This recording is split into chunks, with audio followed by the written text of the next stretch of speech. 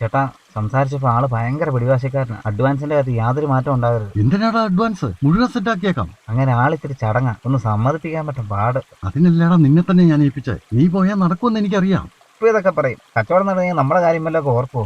നിനക്ക് എന്താണ് വേണ്ടേ? ഇപ്പൊ തന്നെ പറഞ്ഞു. എത്ര രൂപ വേണം? എന്റെ പൊന്നു ചേട്ടാ, എനിക്കൊന്നും വേണ്ട.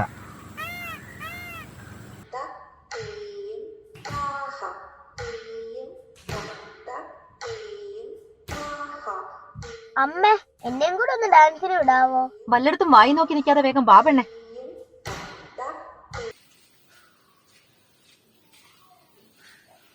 എടിയൊന്ന് വേഗം വന്നേ. അമ്മ അനുവും തമ്പുരും വീണയും ഒക്കെ ഡാൻസ് പഠിക്കുന്നുണ്ട്. കലോത്സവത്തിന് കളിച്ച ഗ്രേസ് മാർക്ക് കിട്ടുമെന്ന ടീച്ചർ എന്റെ പറഞ്ഞു. അച്ഛന്റെ സ്വഭാവം നിനക്ക് അറിയത്തില്ലേ? ഡാൻസും കൂത്തും എന്നൊക്കെ പറഞ്ഞെങ്കിൽ ചെന്നാ മതി, ഇപ്പൊ നടത്തി തരും. അമ്മ പറഞ്ഞ അച്ഛൻ കേൾക്കും. എനിക്ക് ഇഷ്ടായോണ്ടല്ലേ. നിന്റെ അച്ഛന്റെ കാര്യ എനിക്ക് ഉറപ്പൊന്നുമില്ല, ഞാൻ പറഞ്ഞു നോക്കാം. ബാ. അമ്മ പറഞ്ഞ അച്ഛൻ കേൾക്കും. ഞാൻ പറഞ്ഞാൽ പ്ലീസ് അമ്മേ. അമ്മേ, നിന്ന് ചിണുങ്ങാതെ വേഗം വാ പെണ്ണെ. എനിക്ക് വീട്ടിൽ ചെന്നിട്ട് 100 കൂട്ടം പണിയുള്ളതാ.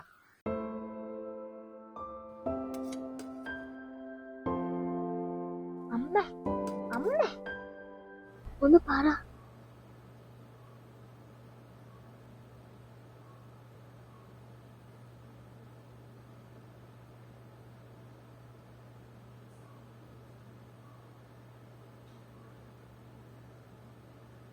ചേട്ടാ, ഇന്ന് ഞാൻ അമ്പലത്തിൽ പോയപ്പം കടവിലെ കെട്ടിടത്തിൽ ഡാൻസ് പഠിപ്പിക്കുന്ന കണ്ടു. നമ്മുടെ മോളെ കൂടെ ചേർത്താലോ? അവളുടെ കൂട്ടുകാരെല്ലാം പഠിക്കുന്നുണ്ട്. പിന്നെ ഡാൻസും കൂത്തും. നിനക്ക് വേറെ പണിയൊന്നുമില്ലേ? കലോത്സവത്തിൽ പങ്കെടുത്ത ഗ്രേസ് മാർക്ക് കിട്ടുമെന്നാ ടീച്ചർ പറഞ്ഞു. Grace mark? പഠിക്കാൻ കഴിവില്ലാത്ത പിള്ളേരെ ജയിപ്പിച്ചു വിടാൻ വേണ്ടി ഓരോരോ മാർഗങ്ങൾ.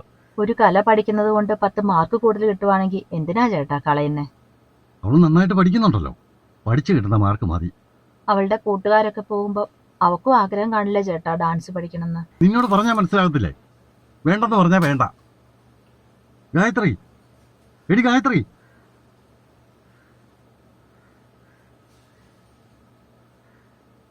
നിനക്ക് ഡാൻസ് പഠിക്കണോടി? എന്താടി ഒന്നും മിണ്ടാത്തെ? എന്തെങ്കിലും ചോദിച്ചാൽ മുഖത്ത് നോക്കി കാര്യങ്ങൾ പറയണമെന്ന് അറിഞ്ഞുകൂടെ? തല കുനിച്ചു നിൽക്കുന്ന കള്ളത്തരത്തിന്റെ ലക്ഷണമാണ്.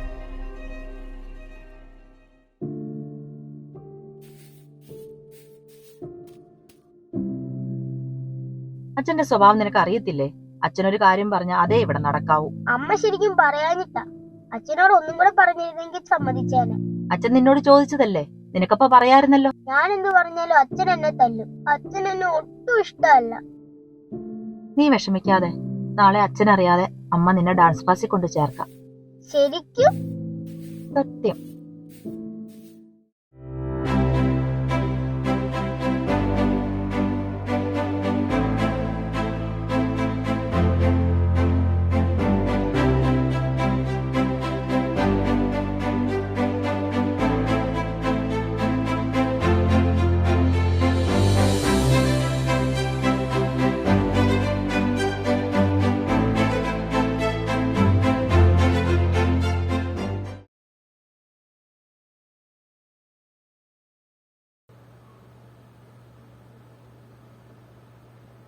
ഇതെന്താ? നീ ആ ദക്ഷിണ എടുത്ത് അച്ഛന് കൊടുക്ക്. ബിന്ദു, നീ ചെയ്തത് ശരിയായില്ല. ഞാൻ പലതവണ പറഞ്ഞിട്ടുള്ളതാ ഈ വീട്ടിൽ ആട്ടവും പാട്ടും നടക്കത്തില്ലെന്ന്. നീ ആരോട് ചോദിച്ചിട്ടാ ഇതൊക്കെ ചെയ്തത്? ദക്ഷിണ അവിടെ വേ.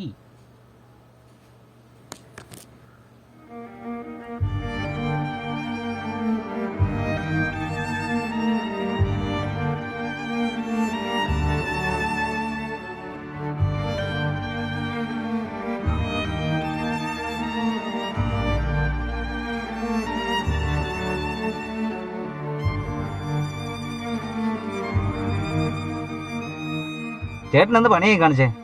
ദക്ഷിണ വലിച്ചെറിയാണോ ചെയ്യണ്ടേ? മോൾ ഒരുപാട് ആഗ്രഹിച്ച് പഠിച്ചതല്ലേ, പോരാത്തതിന് അവളുടെ അരങ്ങേറ്റവും അത് നടന്നെന്ന് വെച്ച് എന്ത് സംഭവിക്കാനാ? മോള് കരയണ്ട. വാ. നിനക്കത് പറയാം. പിള്ളേർ പഠിക്കേണ്ട പ്രായത്തിൽ പഠിക്കണം. ഈ പ്രായത്തിലല്ല ചേട്ടാ പിള്ളേർ ഇത് പഠിക്കേണ്ടത്. ആഗ്രഹിച്ച് പഠിച്ച് അരങ്ങേറ്റം വരെ എത്തുകയും ചെയ്തു. ഈ നിമിഷം കൊണ്ട് കളയണത്. ചേട്ടാ ഒന്ന് സമ്മതിക്ക്, അവളുടെ ആഗ്രഹമല്ലേ. ഇവളെ പഠിപ്പിച്ചതാരാ? അവരെ വിളിച്ച് വരത്തില്ലെന്ന് പറഞ്ഞേക്ക. ചേട്ടൻ എന്തായി പറയുന്നത്? നിർത്തണോ? ഇതെല്ലാം എടുത്തോണ്ട് നോക്കൂ. എന്റെ പൊന്ന് സാറേ, ഇവർക്ക് ഗ്രൂപ്പ് ഡാൻസ് ഒക്കെ ഉള്ളതാ. ഗായത്രി വന്നില്ലേ എല്ലാ പ്ലാനും തവിട് പൊടിയാകും.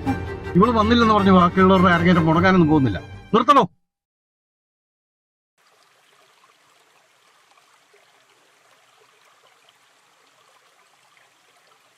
എന്താടാ, എന്താ പ്രശ്നം? ചേട്ടാ നമ്മുടെ പരിപാടി നടക്കത്തില്ല. അതെന്താ ഇപ്പൊ അങ്ങനെ പറയുന്നത്? അയാളുടെ മുൻ ലണ്ടനിൽ നിന്ന് വന്നു. അവർക്ക് ഇപ്പൊ അത് കൊടുക്കാൻ പ്ലാനില്ലെന്ന്. ഈ അവസാന നിമിഷത്തിൽ ഇങ്ങനെ പറഞ്ഞാൽ എങ്ങനെയാ? അങ്ങേരുടെ പേരിലാണെങ്കിലും മകനും കൂടെ അവകാശപ്പെട്ട സ്ഥലമല്ലേ. അവനോട് എന്താ ടൂറിസം പ്രോജക്റ്റ് തുടങ്ങാനാണ്. പറഞ്ഞുറപ്പിച്ചപ്പോഴേ അഡ്വാൻസ് കൊടുക്കണ്ടായിരുന്നു. അതിലൊന്നും കാര്യമില്ല ചേട്ടാ. മകനാ ഇപ്പൊ വിളിച്ചത്. അച്ഛൻ അഡ്വാൻസ് എല്ലാം വാങ്ങിച്ചിട്ടുണ്ട്, തിരിച്ചു വരാന്നാ പുള്ളി പറയുന്നത്.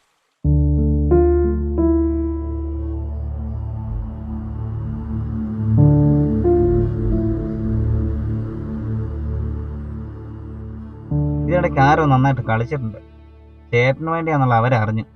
നിനക്കറിയാവോ, അതെന്റെ അച്ഛന്റെ സ്ഥലമായിരുന്നു. അത് മാത്രമല്ല, അതിന്റെ തൊട്ടടുത്ത് കിടക്കുന്ന 8 ഏക്കർ നീ കണ്ടില്ലേ? അത് ഒറ്റ പറമ്പായിരുന്നു. അച്ഛൻ്റെ അടിമില്ല നടത്തുന്ന കാലത്ത് പെങ്ങന്മാരെ കെട്ടിക്കാനും എന്നെ പഠിപ്പിക്കാനും കാശില്ലാതെ വന്നപ്പോൾ പിടിയാ വിലയ്ക്ക് അത് വിൽക്കേണ്ടി വന്നു. അച്ഛൻ മരിക്കുന്നിടം വരെ പറയുമായിരുന്നു, അത് നിന്റെ അമ്മ ഇറങ്ങുന്ന മണ്ണാണ്, ആർക്കും വിട്ടുകൊടുക്കരുതെന്ന്. ഇനിയിപ്പോ പറഞ്ഞിട്ടും വിഷമിച്ചിട്ടും എന്താ ചേട്ടാ കാര്യം? ഞാൻ ഏറ്റവും കൂടുതൽ സന്തോഷിച്ച ദിവസം ഇന്നലെയായിരുന്നു. എൻ്റെ അച്ഛൻ്റെ ആഗ്രഹം ഞാൻ സാധിച്ചതിലുള്ള സന്തോഷം. ആഗ്രഹങ്ങളും സന്തോഷങ്ങളും എല്ലാവർക്കും വലുതാണ് ചേട്ടാ. ചേട്ടൻ ഇന്ന് ആ കൊച്ചിനോട് കാണിച്ച ഒട്ടും ശരിയായില്ല. ചേട്ടന് സമ്മതമല്ല എന്നറിഞ്ഞിട്ട് ആ കൊച്ചു ഡാൻസ് പഠിക്കണമെങ്കിലേ അതിന് എത്രത്തോളം ഇഷ്ടം ഉണ്ടായിട്ടായിരിക്കും. എടാ, അതിന് അവള് പഠിക്കേണ്ട പ്രായമല്ലേ? കല എന്താണെന്നും നമ്മുടെ നാടെന്താണെന്നും അറിഞ്ഞു വളരാൻ പിള്ളേര്. അല്ലാതെ പുസ്തകം മാത്രം പഠിച്ച് കുറച്ച് മാർക്കും വാരിക്കൂട്ടി ബ്രോയിലർ കോഴി അടവെച്ച് വിരിയിക്കുന്ന പിള്ളേരെ വളർത്തിയിട്ട് എന്താ കാര്യം? എടാ, ഞാൻ സമ്പാദിക്കുന്നതല്ല അവക്ക് വേണ്ടിയല്ലേ? ചേട്ടാ അവൾക്ക് വേണ്ട ചേട്ടന്റെ പണമോ സമ്പാദ്യമോ ഒന്നുമല്ല. ഇന്ന് അവളെ ദക്ഷിണയും കൊണ്ട് വന്നപ്പം ചേട്ടൻ അത് മേടിച്ച് വലിച്ചെറിയുന്നതിന് പകരം അവളെ ഒന്ന് ചേർത്ത് നിർത്തി സ്നേഹത്തോടെ ഒന്ന് അനുഗ്രഹിച്ചിരുന്നെങ്കിലോ, അതായിരിക്കും അവൾക്ക് കൊടുക്കാൻ പറ്റിയ ഏറ്റവും വലിയ മോട്ടിവേഷൻ.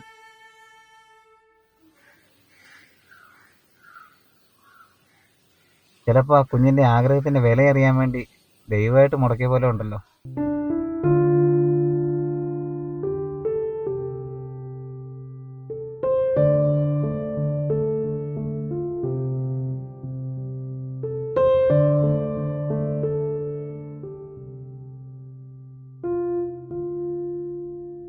തിരുവരങ്ങിൽ ഉടനെ തന്നെ ഭരതനാട്യ അരങ്ങേറ്റം ആരംഭിക്കുന്നു. രംഗത്ത് കുമാരിമാർ തമ്പുരു, ആര്യകൃഷ്ണ, ഗൗരിനന്ദ, വീണ എസ് നായർ.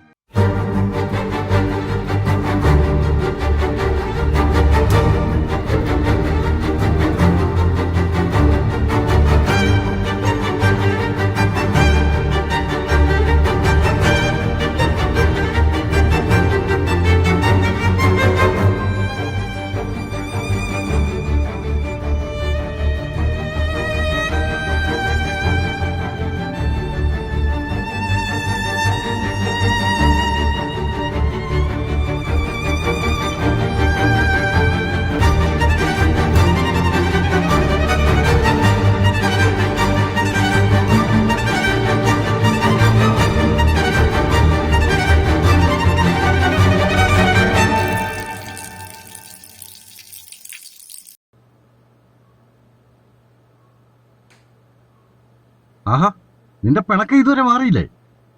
എനിക്ക് ആരോടും പിണക്കമില്ല. പിന്നെ നിന്റെ മുഖം കാണുമ്പോൾ എനിക്കറിയില്ലേ. മോള് വിഷമിക്കണ്ട, നാളെ മോളുടെ ബർത്ത്ഡേ അല്ലേ, നമുക്കൊന്ന് ആഘോഷിച്ചാലോ?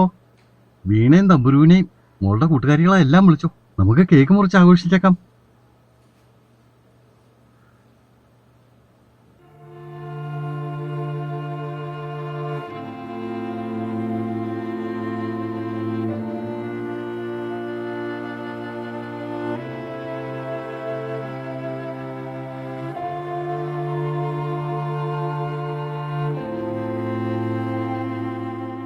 ആ കോളടിച്ചല്ലോ.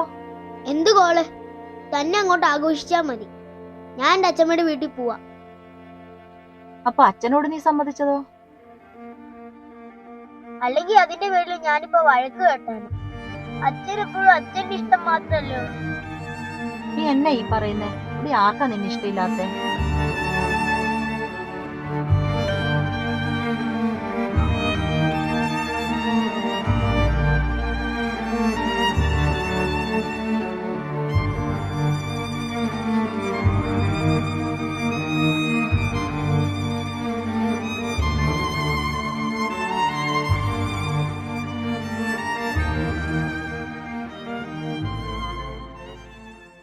ബർത്ത്ഡേ ആഘോഷിച്ചില്ല വേണ്ട, അച്ഛമ്മയുടെ അടുത്ത് ഞാൻ കൊണ്ടുപോവാം. ഇത് മോൾക്ക് വേണ്ടി മേടിച്ച സമ്മാനം. ഒന്ന് നോക്കിക്കേ.